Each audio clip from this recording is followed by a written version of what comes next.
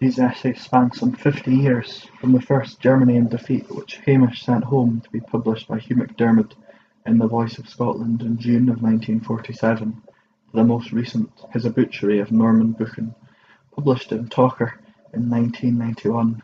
The publication of that first essay, which Hamish wrote when he was 27 and recently demobbed from active service in the Intelligence Corps, in which he served as a captain, predates his elegies for the dead in Cyrenaica, the work which won him his first literary recognition, the Somerset Maugham Award in 1949. Most of the essays collected here were written during Hamish's years at the School of Scottish Studies, Edinburgh University, where he joined in 1952 and where he teaches to this day. Well, he's dead now, but yeah. Anyway, since he joined the school, Hamish's work has been devoted to the living folk traditions of Scotland. The post-war revival in Scotland's folk culture has been an important contribution to wider growth in national consciousness, and these essays show a constant faith in the principles and possibilities of national cultural renewal, offering illuminating insights into our national character, its vicissitudes and virtues. As Hamish describes, the folk tradition proceeds by a series of revivals, as each generation rediscovers and recreates the folk culture of the past. His remarks on the oral tradition are important in this respect. The essays have been one of the ways that Hamish, along with others, has sought to guide the folk movement, setting up the finest performers and materials as examples to a new generation of singers and musicians, as well as contributing to the revivals at the time. These essays, now gathered together, offer a history of the whole movement, from the early revivals of the 1950s and 60s to those of recent years. This history is written by someone who has been an important influence on these events from their very beginnings. Particular attention is paid to the earlier stages of the revival, including a description of the People's Festival Ceilidhs of 1951, 2 and 3, which were in many ways the predecessors of the Edinburgh Fringe Festival. The People's Festival Ceilidhs were important not only for Scotland but for several other countries as well. Scotland was lucky in that it had so many outstanding traditional singers and musicians, and visitors from Italy in 1951 and 2 were influenced by these Ceilidhs and imported the idea to Communist Party events in Italy, such as the Fest dell'Unità.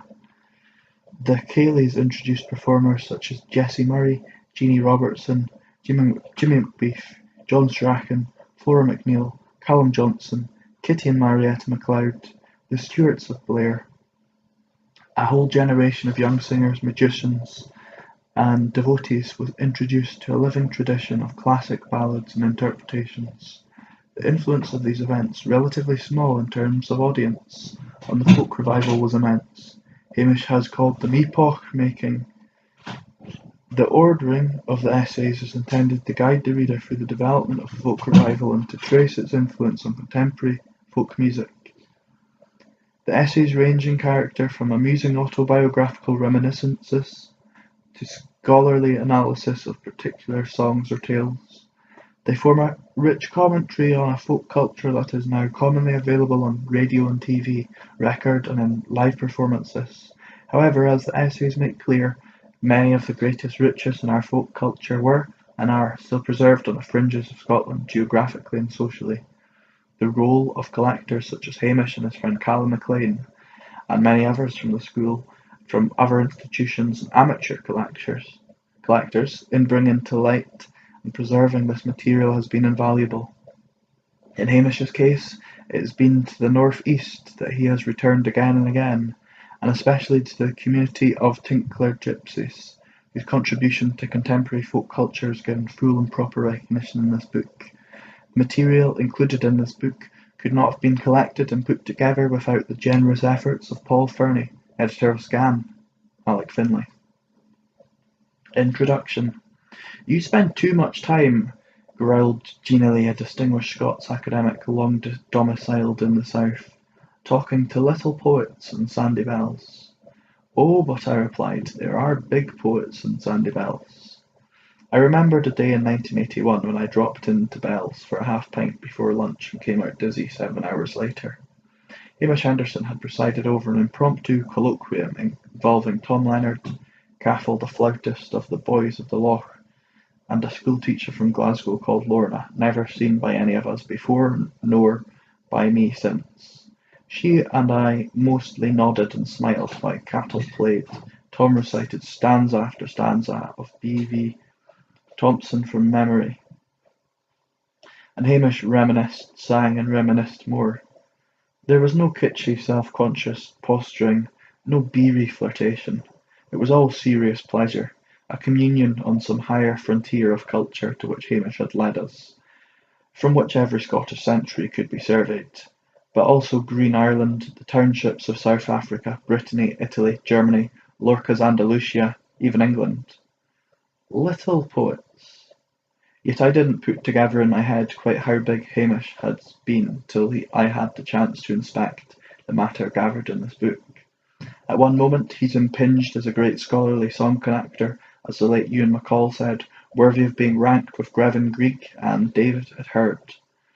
At another, as the writer of songs himself, above all, Ye Banks of Sicily, and The Freedom Come All Ye, and also a fine poet regrettably scant in output, whose elegies for the dead and Cyrenaica are uniquely ambitious among poems in English from World War II, and indeed they're unlike anything else in the language. In another connection still, one has seen Hamish as a serious political fighter, the first British translator of Gramsci back in the 40s, the man who threw Thatcher's offer of a decoration back in her face. But in fact all these remarkable persons have been present in Hamish at once, whenever one's noticed him. Like David Lindsay and David Hume, he can't be contained within any of the categories which the bureaucratised culture of the industrial West has insisted we use.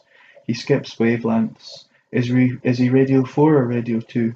He's certainly too outgoing for Radio 3. Today's world politics and a Renaissance sonnet, a Burns rhyme, and the history of religion matters equally to him, and he can relate them all to each other.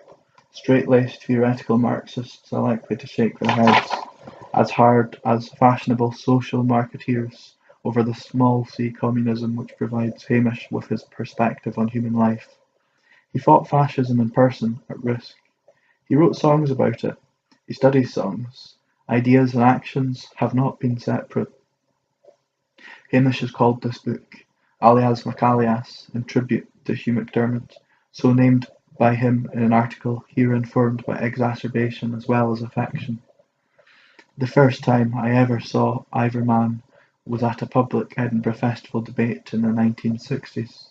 Hamish protested when MacDiarmid denounced folk song as the ignorant drivellings of swinish shepherds. Valda Grieve posted with sandblasting invective. Does my memory trick me, or did she really say, "You lie in your black heart, Hamish Henderson"? Yet as every fiction writer and opera composer in Russia was once proud to have come out from under Gogol's overcoat, so Hamish joins the extremely diverse assemblage of distinguished artists and thinkers who have saluted Grieve MacAlias, diffuse yet definitive influence on our culture. Hamish was early in touch with another great Grievite. His article on Sorley MacLean's poetry in the Daily Worker, published in 1949, when only a very few Anglophones know of Sorley's work, and anticipating by 2 decades its international impact, is one of the sharpest pleasures in this book. His comparison of MacLean with Neruda points us to his own capacity to achieve a synthesis distinct from, yet complementing MacDiarmid's. Neruda, like Brecht, like Picasso, like MacDiarmid himself, exemplifies one element in Hamish's synthesis. All these men were large-C communists, but any twittering liberal or gallus Thatcherite rotten who believes that their influence on our lives has lapsed with the coming down of the Berlin Wall is pissing into a hurricane. Hamish has drawn great strengths from the movement with which they and he associated, which promoted working-class internationalism. Before long, considered verdicts will begin to separate such strengths from the vices of Stalinist bureaucracy. But Neruda also relates, as the others named do, as MacLean does, and as Henderson does. to another international movement, modernism. Hamish was happy in 1966 to acknowledge the influence on him of T.S. Eliot and of Yeats's last poems, which he carried to war with him. That film, Play Me Something, in which we can savour Hamish's appearance, was constructed by its writer John Berger and director Tim Neate in the late 80s in terms of continuing modernist experiment. As with communism, negative aspects of modernism have to be acknowledged. The elitism of leading modernists is well documented, not least that on occasion of MacDiarmid. And that is where a third element in Hamish's synthesis, the one best represented in this book, is so important. Like Bartók, like Copland, he recognised the power of folk tradition. More clearly perhaps than either, he saw its potential and political significance. This tradition is a basis for the Scottish political autonomy which Hamish wants. It is also a nursery of forms for living protest song and celebration in our industrialised, now perhaps post-industrial Scotland. Enough can be found in this book and elsewhere to establish without much further marvelling from me the truly epochal significance of Hamish's meeting with Jeanie Robertson in Aberdeen in 1953, insofar as Hamish had already inspired the Edinburgh People's Festival, launched by Norman Buchan and others in 1951. With his own delight in traditional music, the folk song revival was already underway. The existence of the School of Scottish Studies already guaranteed that tradition would be recorded and conserved. But the austere classic power of Jeanie's singing of the great ballads give the causes of popularisation and preservation the stimulus of association with artistry of international calibre, with language as powerful as in any in literature. If it's impossible to talk with Hamish for long on any subject whatever without hearing him refer to Jeanie, well, that is his proud right, and no more than her due. However, nostalgia for unaccompanied singing like Jeanie's when she rose up like the Middle Ages in person is not in Hamish's character. When, in a note of 1987 printed here, he praises Freddie Anderson for belonging to a long line of courageous radical poets, whose most famous members include Byron and Burns, not forgetting Woody Guthrie. He identifies himself completely with the work of modern urban songwriters. In his MacAlias essay on MacDiarmid, he refers so often to the constant fruitful interaction of folk song and art literature in our tradition. The sort of setup in which no one can say for sure where MacAlias ends and Anon begins.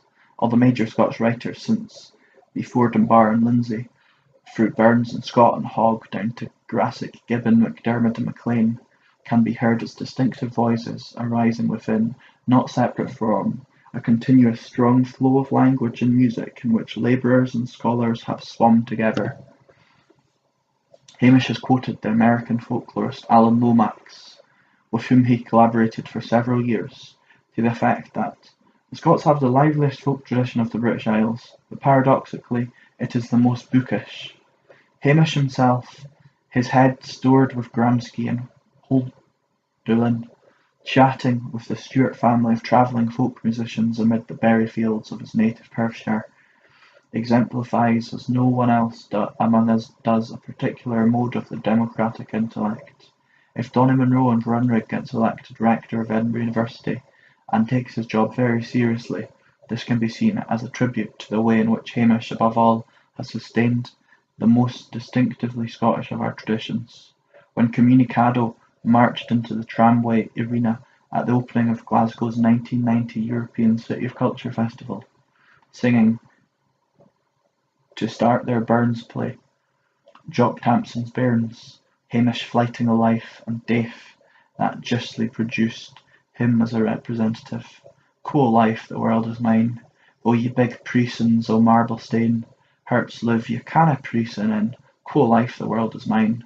Or as Neruda wrote, Salgo ahura, enis dialeno de volcanes, hacia la multitude, hacia la vida. I am going out now, on this day of volcanoes, towards the multitude, towards life. Angus Calder. Folk songs, the voice of the people. 18th century Scotland, there is no doubt at all, was a nation of ballad singers and ballad lovers.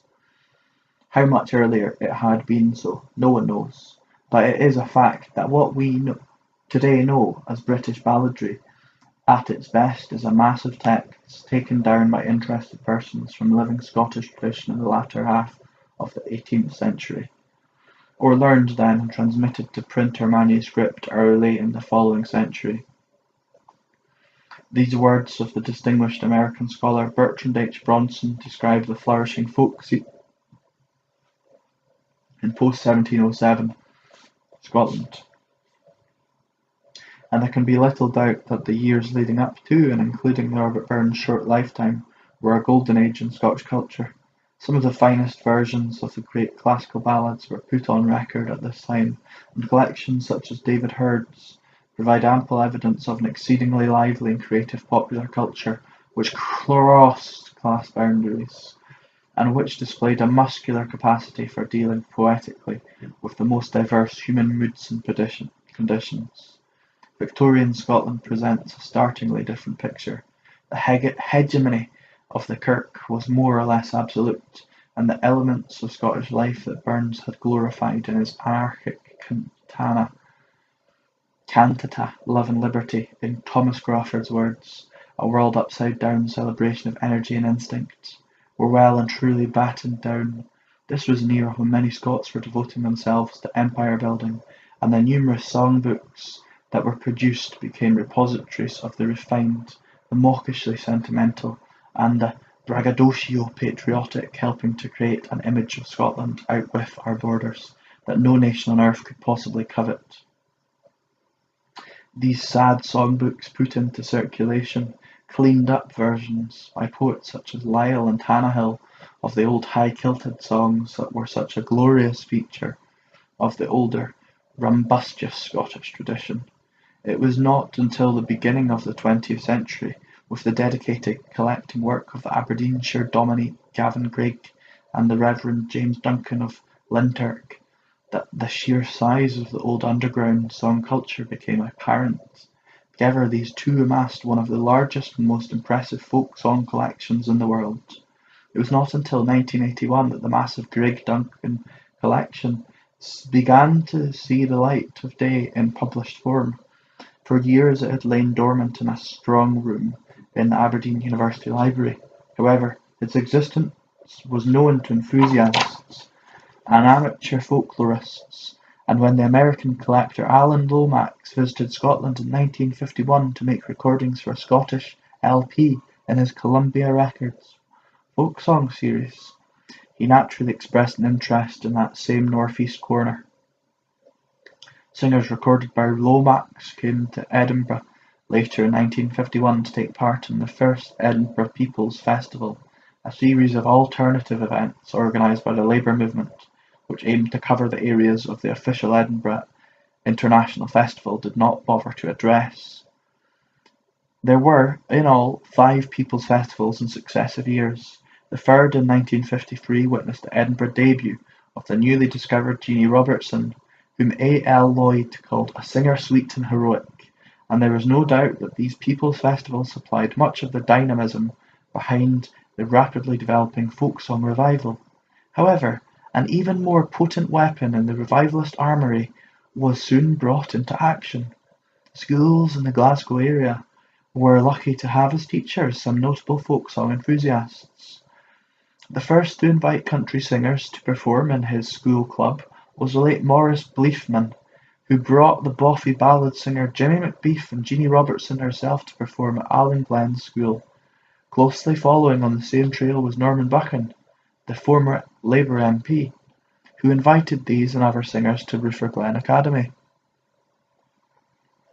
The result of their proselytising endeavours among the young was a veritable cultural explosion in Scottish cities, and it was not long before the repercussions of this were felt in the rural areas from which the traditional singers had come.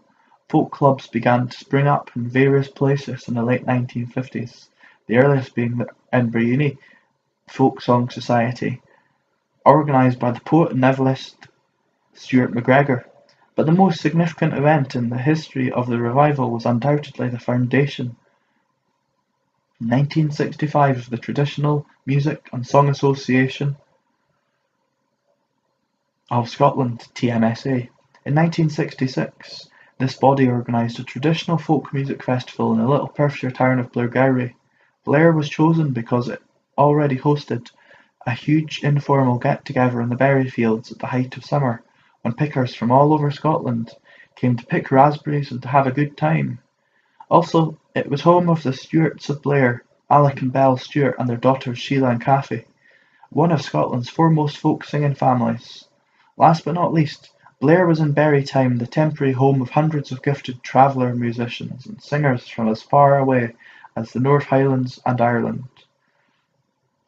Collecting in the berry fields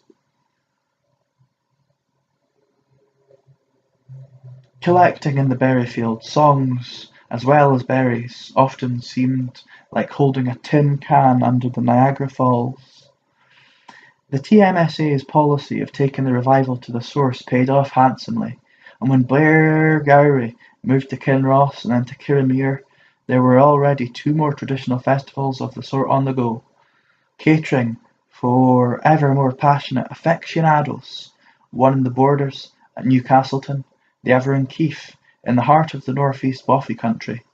To these festivals the revival singers came as apprentices. The invited guests were mainly authentic traditional singers such as Jane Turriff, Stanley Robertson, Betsy White, and the veteran Border shepherd Willie Scott. Alongside the more strictly traditional festivals, there grew up a number of others which pulled in all the various strands that contributed to the revival. A photograph taken at the Inverness Folk Festival of 1969 shows how widely the net could be cast. Along with the brilliant folk comedian Billy Connolly and his one-time Humble Bums mate Jerry Rafferty, the group includes the 3 McCalmans and the 3 members of Bitter Whiffy, Ali Bain, the notable Shetland fiddler, then very young, Jean Redpath, widely regarded as the successor to Jeanie Robertson, Arthur Argo, Greg's great-grandson, and himself a most accomplished singer, Mike Wellens, a multi-instrumental virtuoso from the Borders, and Archie Fisher, senior member of an outstanding folk family, and a key figure of the revival. Kneeling at the front and holding his pint with pensive dignity is an honoured guest, the renowned English folk singer Cyril Tawney. As in the 18th century, political events have continued to stimulate vigorous and usually satiric ballad-making. The reaving of the Stone of Destiny from Westminster Abbey on Christmas Day 1950 inspired a host of celebratory songs. Most were ephemeral, but one, Johnny McEvoy's The Wee Magic Stane, has survived to join the present-day corpus of Scots folk song. As in the 18th century, the event that spawned the greatest output of protest songs for a very long time was the arrival in 1961 of the American depot ship Proteus in the Holy Loch, carrying its lethal loads of Polaris missiles. The ballad makers immediately got to work, and when a series of massive anti-nuclear demonstrations began, there were dozens of songs circulating to encourage the marchers. Among the most popular was Ding Dong Dollar. This excellent song reminded the world that you canna spend $1 when you're dead. Other favourites were Band Polaris Hallelujah to the tune of John Brown's Body. You'll no sit here to Hey Jock McCuddy, and we dinna want Polaris to free craws sat upon a wa. The unrivalled chief and brigade major of the anti-Polaris balladeers was Morris Blythman, who was also well known as the literary poet. His MacAlias was Ferso Berwick. Ferso Berwick. Indeed, one of the most striking features of Scottish literary history has been the cross-fertilisation between high art and the native demotic tradition. The 20th century folk revival has thrown up some masterly poet-songmakers. The best known is undoubtedly the singer-playwright Ewan MacColl, whose radio ballads, written with Charles Parker, broke fresh ground in broadcasting. Songs such as "Free-Born Man" and "Shoals of Herring" are still frequently heard in folk clubs. Other noteworthy names are Adam McNaughton, Skyscraper Wayne, and They're Tearing Down the Building Next to Ours, Eric Bogle. The band played the Waltzing Matilda, and the band played Waltzing Matilda. Gave me a tin hat and sent me off to war. The band played Waltzing Matilda. Andy Hunter, Up in a Wabber of Laverock. Robin Lang, The Union Canal. In a class of his own was Matt McGinn, a rasp-voiced Glaswegian of genius, whose main inspiration was the Glasgow Music Hall. Matt wrote some superb comic songs, such as "The Dundee Ghost" and "The Four-Man O'Rourke", but he also wrote songs conveying immense tenderness and compassion. An example is "Coorie Doon", the miner's lullaby. Anyone listening to his hard-hitting political songs, and Matt would take on and demolish anything that smelled of toffee-nosed pretension, will readily understand what Pete Seeger meant when he called him the Scottish Woody Guthrie. The lines between tradition and revival, between art and folk, become steadily blurred with the songs of Matt McGinn, and even more in the work of some younger writers. The progression has actually been remarkably similar to that in the 18th century. As Tom Crawford succinctly put it, each resurgence of the creative spirit in Scotland since 1707 has been associated with renewed interest in popular culture and with something of a folk revival. Each has felt the need to tap the popular tradition, which is, perhaps, the most abidingly national part of our culture. Sunday Mail, Story of Scotland, Volume 4, Part 48, 1989. Folk singing in Old Reekie. Adina, Scotia's darling seat, may be truer to life as the brutal Hogarthian folk taunt, city of pride, pox and poverty. So let's start with a dram in honour of Old Reekie's folk singers and musicians of the past, who quite often suffered their share of at least two of the three. James Boswell, for example, when he was in Corsica in 1765, played Gilderoy and Conreg Zerboni on the German flute for an appreciative audience of the locals. He wrote in his Journal of a Tour to Corsica, "It was quite a joyous riot." This is by no means a bad description of many Scottish folk occasions before, during and since, whether at home or away. 10 years later, as though to show that Scots have no petty chauvinism, Boswell led the occupants of an Edinburgh to London stage-coach in "Hearts of Oak", "Gie Ho Dobbin", and "The Roast Beef of Old England". He wrote afterwards, "We made a prodigious, jovial noise going through Welwyn and other villages." In Edinburgh in 1776 there was published the second edition of David Hurd's "Ancient and Modern Scottish Songs, Heroic Ballads, etc." Davy Hurd, by name Greysteel, was weel kent in the hoofs of the Canongate, in the company of such men as St. David Hume, the infidel.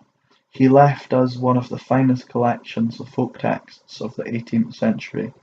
A toast to him, then, and while we're at it, another to poor Robert Ferguson, Sir Precentor, Burns' elder brother in the Muses, who wrote ribald drinking songs for the Cape Club, of which Hurd was a member, and died at the age of 24 in the Edinburgh Bedlam, just across the road from what is now Sandyvells Bar. Burns never met Ferguson, but he raised 200 songs in his honour, another 10 years later. It was the Crochallan Fencibles then, as we might say, the Coorie Dooners, or the Jug of Punch Grenadiers. The Crochallan Fencibles met in Donnie Douglas's tavern in Anchor Close. They got their name from the landlord's favourite party piece, which was the Crov Hallian, Collins Cattle, a popular Gaelic number. Burns mentioned the club in his Rattlin' Roarin' Willie. "I cam by the Crochallan. I cannily keek it ben, Rattlin' Roarin' Willie was sitting on yon board end, sitting at yon board end, and a man good company. One of the songs in Herd's collection is the Dreg song, nonsense verses forming a lengthy version of the half-traditional, half-improvised rowing song of the oyster fishers of the Firth of Forth. When they were out at sea, the fishers took compass bearings on landmarks along the coast. Fleeman's Ink Works to the gas works, dodge your wheel and fill your creela. Katy Bairdie's got a wee lairdie, that they ca' the skipper o' the roa. The New Statistical Account, 1845, tells us that long before dawn in the bleakest season of the year, their dredging song may be heard afar off in the grey-shrouded mornings. A mile or two from the coast, the fishers could make out in the distance the huddled contour of Arthur's Seat, with the New Haven lighthouse blinking nearby. There's an old carle sits by the sea, wi' a white conley on his knee. The oyster fishing is over now, but the Dreg song lives on. In New Haven, Leaf, Portobello, Fisher Row, and Musselburgh, detached fragments of it are still spinning like tops among the bairns in the singing street. Bob Bertram, who is in his 30s, works in the grass market at Scott's, the wholesome ironmonger's, where he is a costing clerk. When Bob was a kid, he used to see the New Haven fishwives selling cockles and mussels in the lawn market outside Deacon Brodie's pub, wi' a creel o' her back and a strap to her brew, in each hand a tin pitcher o' mussels quite fu'. One of the many fine songs Bob has written recently is called The Buckie Wife. Her red strippet dress was sae bonny and braw, up frae New Haven or far Fisher Raw. Her bright buckled shoon and her wares fae the sea, and followed by Bernies a jumping wiggly. Fine buckies, now that was her cry. Fresh mussels the day, oh, please come and buy. Bob is an excellent satirical songwriter. The best and wittiest squibs about the Profumo affair are by him. Bob is an excellent satirical songwriter. The best and wittiest squibs about the Profumo affair are by him. And he has written so many songs in the last year or so that he would bid fair to rival Matt McGinn, if Matt McGinn would stop writing for perhaps 5 years. Salute to the Mackers. We still have plenty. In 1948, Jimmy Miller, alias Ewan MacColl, returned to Scotland with the Theatre Workshop. Joan Littlewood and Ewan were the original fringe of the Edinburgh International Festival, and folk song ceilidhs were the fringe of Theatre Workshop. One year we even had a pipers fighting, or battle royale, between the exponents of traditional Highbrook style and Donald Mayne, a bold experimentalist, as it turned out he needed to be. The Macker Robert Garrioch immortalised the scene in his poem Embro to the Ploy.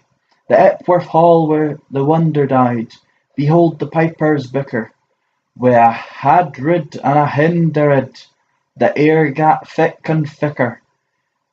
Come van a coin set for strings, in flames a piper quicker to get his dander up by jings than 30 UP liquor. We focht the Embro to the ploy. Come van a cloin, lament for the children, is one of the great McCrimmon pibrochs. You can hear it on John Burgess's folk lyric LP, The Art of Bagpipe, which was produced in collaboration with the School of Scottish Studies. This department of Edinburgh University came into existence in 1951, and it at once set about the urgent task of collecting Scottish folk traditions all over the country. When men such as the late Dr. Callum MacLean returned from collecting tours, students came thronging round to hear his finds, and the folk revival received a powerful new impetus because of this. Songs learned from our tapes began to be heard at the ceilidhs of the University Highland Society. Thanks to the tape recorder, unknown walking songs with beautiful tunes and splendid tacts recorded on Hebridean Islands or in the remotest fastnesses of Wester Ross and Sutherland, were being sung by young folk in the capital only a matter of weeks after being taped. It was only a matter of time before some smart aleck would try and start copyrighting them, but we decided to cope with that problem if and when it arose. However, we thought it sensible to explore the legal position and, if necessary, take appropriate action. That same year, 1951, saw the formation of the Edinburgh People's Festival Committee. During the big festival of that year, it ran a marvellous ceilidh of traditional singers and musicians which was recorded in its entirety by Alan Lomax. Peat Fire Flame of Heart's Desire, the vulgarisation of Scottish folk tradition, was and is a flourishing industry. And it didn't start in London recording studios. Like most attempts to make money out of folk, it started at the Old Home Fire itself, whether that happened to be peat or at the best anthracite. Kennedy and Fraser are two good Scots names. Put them together double-barrelled and you get that extra subliminal guarantee of authenticity. When Mrs. Kennedy Fraser arrived on the folk scene in the early years of this century, she found that Irish had got in ahead of her with a really profitable Celtic twilight racket, which was fast ripening into a boom. It says much for her artistic virtuosity as well as for her business acumen that by the time she rested from her labours, for every person in Muswell Hill or South Kensington who associated fairy knolls and lovelorn cattle croons with Killarney Donegal or Ballybunion, there were at least 10 who associated these same phenomena with the misty islands of the Highlands. However, the cultural price was heavy, nothing less than the distortion of an entire folk tradition. Others had done their bit too, such as Fiona MacLeod, William Sharp. It was the name Kennedy Fraser which came synonymous with the most vapid Celtic moonshine, and when in the 1930s students such as Callum MacLean began to reassess our folk heritage, it was her name which became a symbol of kitsch, an obstacle which had to be lifted at all costs and set aside.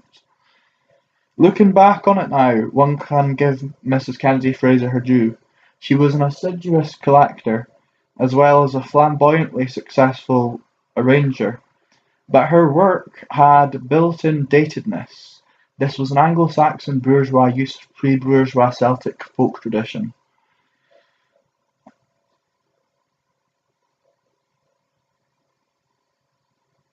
Which would soon cease to satisfy. By the time Callum MacLean was an Edinburgh student, the inn names were not Kennedy Fraser, but Francis Tolmie and Gavin Greig. Earlier on, I referred to the influence on Edinburgh folk song enthusiasts of Callum's own collecting work. Here is a prose version of one of the songs which in the early 50s fired the imagination of student folk singers. It is the Talav Domnall Gurm, Lullaby of Blue Donald, in which a baby is thought of by his nurse as already a mature warrior.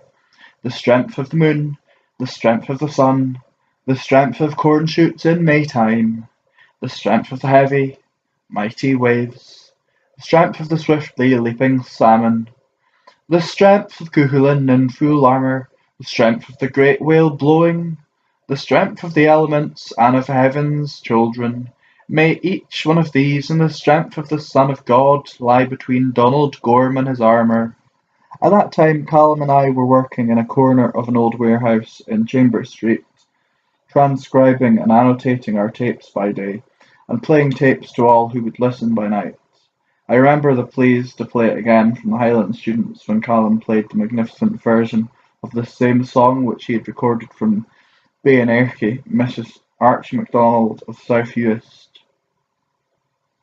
It wasn't only the recorded texts or tunes, glorious though many of these were, that caused a sort of qualitative change in the response to folk music when Callum came back with his finds. What leapt from the tape and made instant contact was the native singing style of the folk artist concerned, blowing no oblivion the genteel accents and tinkly piano accompaniments of the Kennedy-Fraser School of Deformers. The new response brought it home to us that the whole point about oral transmission is that it is oral, and if that is a truism, it is surely one that is in need of constant repetition from year to year and from decade to decade. As Chesterton's Faber Brown observed, in one story after another, the obvious tends to be overlooked, precisely because it is obvious.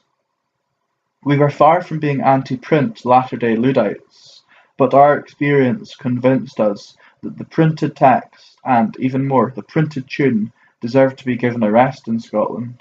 All over Scotland, the shelves of libraries, public and private, were groaning with folk song and folk music collections, but nobody, or practically nobody, was using them. If the BBC in the 1930s wanted to present folk song with a Gaelic or North East boffy, it enlisted art singers prepared to do a bit of slumming, mucking the byre in white tie and tails. In our cities, the young ape Yanks, fake Yankees snuffling the denatured Scots, as the poet Robert Garrioch put it. And yet all round us it took only the most perfunctory researching to find the living article.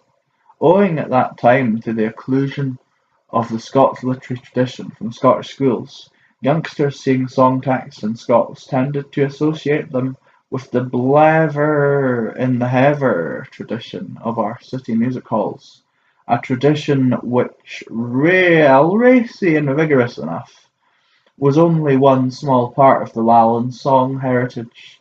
A sense of revelation may sound a corny phrase, but it is accurate enough if you wish to describe the feelings of hundreds of young folk introduced to our tape recordings in the spring of the year. After listening to the ballad recordings made in Aberdeenshire, it was possible as never before to appreciate the lean, subtle grace of the ballad Scots, its ability to deal with themes as varied as the great tragic narratives, Sir Patrick Spens and the Four Marys, for example, as well as the grotesque randiness of comic child ballads like The Wee Toon Clerk.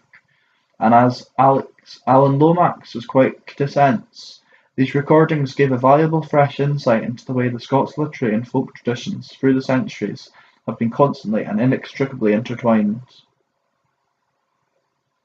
Soon after the launching of the first Edinburgh International Festival, the idea began to be canvassed of a native popular festival based on the Scottish working class movement, which would undertake the sort of cultural activity which the big festival seemed likely to ignore. In 1951, a committee was formed, on which were represented the Edinburgh City Labour Party, the Trades Council, and other bodies. In many ways, this People's Festival Committee was a sort of forerunner of Arnold Wesker's City Centre 42. The organiser was a communist, Martin Milligan, a man of great brilliance. He had returned a short time before from Oxford, where he had studied philosophy, though his philosophy was hardly of the establishment kind. As it turned out, the first folk song ceilidh run by the People's Festival was to be a landmark in the history of the folk revival in Scotland, and its consequences are still with us. The Barra singers, Flora McNeil and Callum Johnson, presented Hebridean folk song, stripped of its Kennedy-Fraser mummy wrappings. Jimmy McBeef sang Come A Ye Tramps and Hawkers for the first time on any stage, as opposed to the Reeling Road or the booths of Porter Fair. John Burgess, Master Piper, played his marchers, jigs, strathspeys and reels with all the expertise of Old Nick and Kirk Alloway. John Strachan, the 5e farmer, and Jessie Murray, the Bucky fishwife, sang versions of classic ballads such as Johnny O' Bredesley, Child 114, and Lord Thomas and Fair Ellen, Child 73, which convinced even the most sceptical that a noble oral tradition was still with us. After the theatre workshop show was over, Ewan MacColl and Isla Cameron joined us to sing Eppie Morey and Can You Sew Cushions. Then the pipes sounded again, and the dancing started. Later that night, or was it that morning, Jimmy McBeef stopped in York Place, shook himself loose from the friends who were supporting him home, and lifting his mottled face to the moon, sang The Bleak Lass of the Kelvin Ho. All over Old Reekie the ceilidh was continuing, in the sense it is continuing still. Private faces in public places are wiser and nicer than public faces in private places. W. H. Auden. Folk song as its natural habitat. Almost every imaginable set-up of human loneliness or togetherness except the concert hall, or indeed the regular planned entertainment. It was indeed the interval of one of the most successful of our People's Festival ceilidhs, that of 1952, at which Kitty MacLeod and her sister Marietta gave superb renderings of traditional Lewis songs, and Arthur Argo, great-grandson of Gavin Grigg, delighted the audience by singing harfy-boffy ballads in a boyish treble, that an Inverness friend of mine enunciated his partly sober opinion on the subject. The only justification for a public ceilidh, he said, was the private ceilidh, or ceilidhs, which it spawned. If it didn't spawn any, it was a phony. And even if it did, it was probably a phony anyway. By and large, I agreed with him. However, the Auden quote above came into my mind, and I pointed out that we had a 5-star array of private faces in that public place. Anyway, just to show that there was no ill feeling, I told him where he could find some of them afterwards. Luckily, Old Reekie has plenty of hospitable ceilidh houses where the private ceilidh once spawned can go its dinger. At that time, for example, there was the Queen Street flat of Sorley MacLean, Callum's schoolmaster brother, which saw plenty of magnanimous sessions. It was there that we made the rendezvous for Alan Lomax to meet the singers Callum Johnson and the then 19-year-old Flora McNeil, there too that John Burgess played for Alan's tapes, a stately pibroch, Macintoshes Lament, part of which had found its way via the folk process into Dvorak's Symphony No. 9 from the New World. Sorley MacLean is a renowned Gaelic poet, by general consent our best since the 18th century, so it was appropriate that such confrontations should take place under his roof. His poetry draws much of its sinewy strength, as well as its passionate intensity, from the anonymous Gaelic song poetry, much of the best of which goes back to the 17th century and earlier. The following is a prose version of his poem to the Skye bard William Ross, 1762–90. William Ross, what would we say, meeting beyond death? I should mention your O'Neill. What would you say about the poems I let loose art-bridled? A wild cavalry for bards. Sorley also addressed a poem to the folklorist Alexander Carmichael, who, while working as an exciseman in the Hebrides, assembled the wonderful collection of hymns and invocation known as Carmina Gadelica. Here is the first verse. Carmichael, I often think of each treasure you chanced on, and of your wealth every day without bitter wrestling and delirium, that you got the grace and happiness of the muse without struggle against loneliness and terror, and that very different it will be for us against the venomous howl to windward. I first read these lines quite a while before the caste nexus began to take the modern folk revival by the throat. But as the grip tightened, with effects on conduct and artistic performance which were distressing, even where predictable, it often came back into my mind with a new layer of meaning distinctly audible. Like Callum, Sorley is very much a part of his own clan's tradition. Here is a poem of his about the MacLeans, which suggested to me the punch-line for a song. He refers first to those of his clan who died in battle resisting the Cromwellian invasion of Scotland, and then to a socialist thinker, man of action and martyr of the First World War period. Not they who died in the howter of Inverkeithing, in spite of valour and pride, the high head of our story, but he who was in Glasgow, the battle post of the poor, great John MacLean, the top and hem of our story. The second big landmark in the history of the modern revival in Scotland was undoubtedly the discovery of Jeanie Robertson in 1953. When Jeanie came to Edinburgh to sing at the People's Festival ceilidh that year, she stayed with Simon and Ella Ward at their flat in Bernard Terrace. A never happy confrontation of tradition and creative opportunity.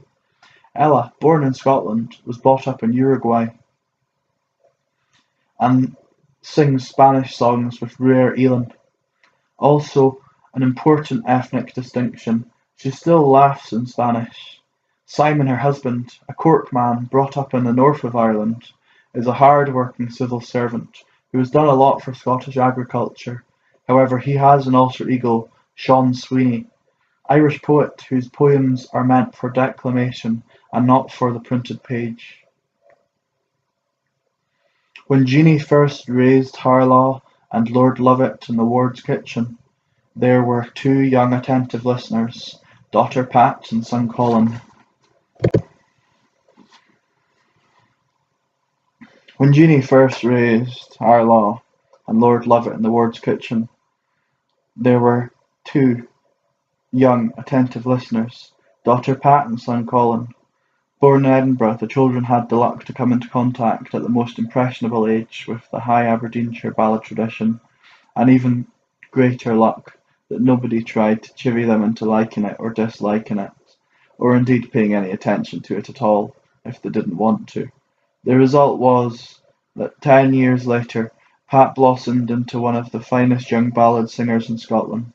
She sings unaccompanied in a style which has completely assimilated Jeanie's, and is not a mere pastiche of it, as some averresses in the Jeanie style have been. Of hundreds of memorable occasions at Ella's, I have space to mention only two. One in July 1950 with Sorley and Pat Darling, who were helping to organise that year's People's Festival, and Seamus Ennis, a night which seemed suffused through and through with the strains of the Ulan pipes. And second, the fabulous Ceilidh in honour of Sean O'Casey. When Sean came to Edinburgh from the premiere of his play Purple Dust, everyone was on top form, and the rich voice of Angus MacLeod, singing Duncan Ban MacIntyre's praise of Ben Doran, resonates in the mind. The next day was the Scottish Miners' Gala Day, and Sean sent a special message of greetings to the miners' pipe bands competing for the annual trophy. He recalled that when a young fellow, he had himself played in a Dublin pipe band. The Porch Philosophical Society in Doon Terrace was, while it lasted, the scene of some unusual folk events. In the summer of 1953, Ceilidh's featuring Jeanie Robertson and Jimmy McBeef alternated with a cabaret featuring Fenella Fielding, who never seemed to get rid of the dark suspicion that the Porch was old Ricky's house of the rising sun. We had roulette on the ground floor and philosophical studies upstairs. It couldn't last, of course. The police had little difficulty in infiltrating, and after a couple of raids the place was closed down. I shall never forget the look on Jean Ritchie's face when she arrived back late one night from a field trip in the northeast and saw the inmates of the Porch being taken away in vans. Laugh? She nearly cried. It was the only place in the city she could be sure of getting a decent meal at 2:30 a.m. The oldest unofficial folk club in Scotland is undoubtedly the Forest Hill Bar, better known as Sandy Bells. This was our local during all the early festival Ceilidhs, and is still the local of the Scottish School of Scottish Studies. Dozens of songs, which are now the common currency of the folk clubs, had their revival premiere at Sandy Bells. In April 1952, old Willie Matheson, source singer of I'm a Rover and Seldom Sober, gave spirited renderings of this and other songs for an audience which included Johnny McAvoy, author of The Wee Magic Stain, and two professors of the Tunes College.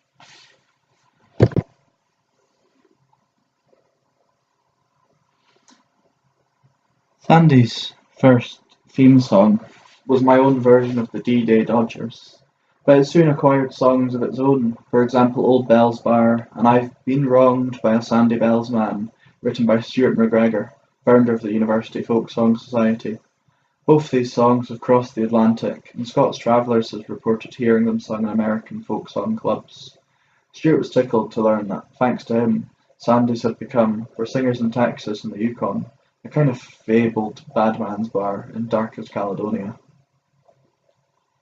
By the late 1950s, it was becoming obvious that the ruthless commercial populism of the American folk scene, and its increasing onslaught on the sensibilities would soon be our problem too. Headlines of the pop goes folk variety began to appear in the London jazz and pop press. Our feeling was that although the British promoters were probably overreaching themselves, it was necessary to formulate a definite defensive policy. There could be no question of a retreat into a private folk song redoubt, which in any case doesn't exist. On the other hand, there were certain debasements we felt bound to attack. We've had some bad moments, but on the whole we've been successful, more or less. We had to endure at least one major breach of trust, but this hasn't stopped us giving help to hundreds of visitors and contacts, just as before. The school has received some pleasant and much appreciated tributes to its work, but none nicer than the following from Professor Richard M. Dorson of Indiana, dated 21st March 1965. For an itinerant folklorist, the School of Scottish Studies is surely a paradise. All kinds of resources abound, valuable files, indexes, books, journals, tapes, beauteous sky maidens, friendly earth youths, learned dons are scattered about to furnish help. When one becomes intoxicated with folklore, he can sober up at Sandy Bell's around the corner. The good things of life, folklore, all converge at 27 George Square. So if ye come on a stain wi' a ring. Earlier on I mentioned Johnny McEvoy's Wee Magic Stain, almost the only song of the many written after the reaving of the Stone of Destiny that gain a secure foothold among songs likely to last. It was first published in the National Weekly on 17th March 1951. It was shortly afterwards included in the Scottish Secretariat anthology Sangs of the Stain. Printers in both cases were the Argyle Street Jupiters Callum and Kenny Campbell, who a year or two previously had brought out my Ballads of World War II, expurgated texts privately printed for the Lily Marleen Club of Glasgow. As Leslie Shepherd has pointed out, commenting on the poster offering £2,000 reward for information leading to the identification of Elizabeth I of Scotland, dead or alive, this was all in the direct line of descent from an earlier broadside and chapbook tradition. In 1953 came a popular successor, the Rebels Cayley Songbook. This brought together nearly all the songs, such as Men of Knoydart, which had sprung from events like the Crofters' land seizures in Wester Ross and the Home Rule agitation of the previous years. Tunes were indicated by their most familiar titles, with the addition, as sung by Jimmy McBeef, as sung by Hugh MacDonald, etc. Also circulating at this time were songs which reflected the current party line, such as Ewan MacColl's Ballad of Stalin, a very curious document of the personality cult aberration, the Communist Party being pursued through the petrified forest of Stalinism by nightmarish trolls like the Doctor's Plot. It was itself the perfect subject for a satirical song, but I'm not sure it ever managed to get written. A decade later, the great anti-Polaris demonstrations at the Holy Loch inspired a spate of CND songs with a Scottish slant. These were published in successive editions of Ding Dong Dollar, and were later included on a Folkways LP with the same title. The Freedom Come All Ye belongs to this period. Throughout the 1950s, Sandy Bell's Bar was a congenial rendezvous for student folk singers, and the University Folk Song Society existed de facto for some time before it was formally constituted. The prime mover in getting it organised on a proper footing was Stuart McGregor, then a fifth-year medical student. The first secretary was the Scotland-oriented Geordie called Donald Bors. Cal MacLean and I were elected honorary vice presidents.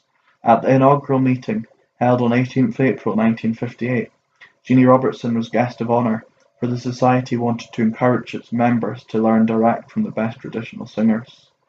Jeannie gave several of her already classic ballad versions. Among the other singers were two young Americans, Christopher S. Wren and Danny Botkin, who had done both a certain amount of field collecting in the States. Also present was Norman Buchan, who played a tape made by River Glen school children and described this work of folk song popularisation among them. The theme in the second meeting was the love song. Examples were provided by singers from Japan, Hungary, Canada, the USA and the Isle of Lewis. The third was devoted in its entirety to North American folk song. The fourth was the jubilant Ceilidh, at which Cal MacLean acted as Fear and Ty compare. The guest singer was his clansman Norman MacLean, a Celtic student from Glasgow University, who had done a good deal of song collecting among his mother's people in South Uist and Lochaber. These details of the first term's activities are given to show how widely the Society was resolved to throw its net. During the presidency of Dalina McLennan, there was an international night which included most everything from Icelandic folk song to a Jamaican steel band. However, the central emphasis has always been, wherever possible, on the wine of the country, the native Scottish product. Dalina and Robin Gray ranged from the Hebrides to Aberdeenshire, taken in the Bohan and the Boffey. Isabel Sutherland was an early visitor to the Society, giving ballads big and braw in a voice to match. John Watt leapt the forth from time to time. Another fifer, Jean Redpath, who succeeded Robin Gray as president in October 1960, left nobody in any doubt that Scotland came first, whoever came second. Jean's mother is a traditional singer, and her father plays an old dulcimer, so she starts off with rich natural advantages. But it is the verve and panache of her personality which makes immediate impact.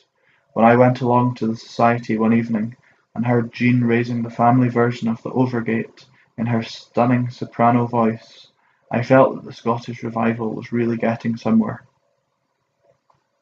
The Society has also undertaken field collecting, under the resourceful and energetic leadership of Jim Closs, an ex-draftman, now studying psychology.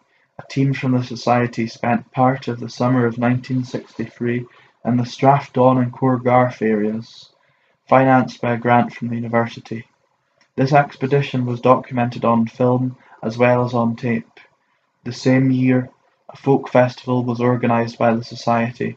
Traditional singers such as Jimmy McBeef and Willie Scott shared a platform with Matt McGinn, Josh McRae, Ray and Archie Fisher, Colin Ross, and Tregullion, Hamish Imlach, the Curry Folk Trio, and Paddy Bell, Bobby Campbell, Gordon McCulloch, and the local tramps and hawkers. A staunch supporter of the Society from its inception until she got married and emigrated to the States was a Belfast lassie, Maggie Kerr. Ed Memphis Marshall sings Woody Guthrie and Tom Paxton songs. Pav Verity, an architecture student who plays guitar, five-string banjo, mandolin and auto harp, has recently constructed for himself Pav-style mountain dulcimer. Dave Hamilton, president 1963-4, has a wide repertoire ranging from the Scarborough Fair version of the Elfin Night to contemporary songs in the folk idiom. The Society now has club rooms of its own at Free Potterrow. These house an extensive disc and tape library, including 20 hours of field recordings. The members who come there are by no means all students. The Society has always welcomed adherents from outside the student body and has benefited accordingly. In July 1965, the Society ran a concert, Folk Song 65, which was taped in its entirety, and 2 LP records were produced on a non-commercial basis for individual subscribers. In the notes to these records, Jim Closs writes, "The concert brought together performers from leading folk song clubs in Scotland, all amateurs who sing regularly at the clubs they represented. From Aberdeen, Glasgow, Dunfermline, St Andrews and Edinburgh. They included engineers, teachers, clerks, typists, draftsmen, shop assistants, schoolgirls, miners, journalists and students. In many other fields of music, the amateur is only a poor substitute for the professional. This is not the case with folk music, at least not in 1965. The performances given by those you will hear on records, and by those who, for lack of space, you won't hear, was without any doubt as good as, if not better than, that commonly given by the current professionals." After hearing the LPs, I'd go a bit further and say that there's a freshness and bloom on most of these performances, which leaves the bulk of the folk professionals very much in the background. One outstanding track on the two excellent discs is the performance of the Dowie Downs o' Yarrow by Isla MacDonald, then the 12-year-old daughter of Zeta MacDonald, Aberdeen singer and songwriter. On the strength of this alone, it would be impossible to forecast a great future for this young ballad singer. She became better known a few years later as Isla St. Clair. Just over a year ago, the Perthshire collector Maurice Fleming wrote an angry and eloquent piece about the other side of the picture, the fatty generation of the commercialised folk scene. Writing in Horace, a Dundee student magazine, he called the Scottish folk song clubs "frosted blooms in the garden of the Scottish folk song revival," and added, "A lover of folk song, I often feel starved of it." This despite the fact that I attend fairly regularly a folk song club. The sad truth is that I could on these evenings probably hear more folk song if I passed the club and turned into the first backyard where kids were playing, dropped into a back room in a downtown pub, or sat on a late night bus going home to one of the corporation housing estates. After describing the richness of traditional song as it is still to be found in Scotland, he asked, "Of all these ripe riches, how much spills over onto the platforms of the folk song club?" An occasional gleaming plum, a few shrivelled damsons. Much of what one hears in a Scots folk song club is only remotely connected with folk song. The singing is only vaguely related to folk singing. The clubs have chosen to adopt the Tin Pan Alley standards of television light entertainment. Faced with the choice, folk song or entertainment, they have bowed 3 times to the music publishers, the record companies, and the artist agents, and chosen entertainment. What Maurice Fleming is suggesting is that many promising newcomers have been put off folk song altogether by their first experience of folk song clubs. What is anyone of intuitive sensibility and intelligence going to think and feel when he hears a song that has achieved beauty and character on the lips of a singer such as Jeannie Robertson or John Strachan of Fyvie being pop-folked up by some boneheaded sod whose ideas are centred exclusively on the spoondillicks? His reaction will probably be, and I am indebted for the phrase to John Marshall, that the entire folk song revival must be the biggest confidence trick since the Sermon on the Mount. Earlier in the article already quoted, Maurice Fleming wrote, "In my view, the functions of a folk song club ought to be to encourage folk singing at its best, to provide a platform for singers of quality, no matter who or what they may be, to promote the collecting of songs, particularly songs native to the locality in which the club is situated. This sets a very high standard, and I'd never claim that the Edinburgh University Folk Song Society has always measured up to it, but the record shows that it has not done too badly. By and large, it has had a reasonable shot at fulfilling these functions, and giving rising talent a square deal at the same time. My guess is that it will be continuing to do this after the present boom is a thing of the past." Folk Scene, 1965, 1 February, 2 March, 3 May, 4 June.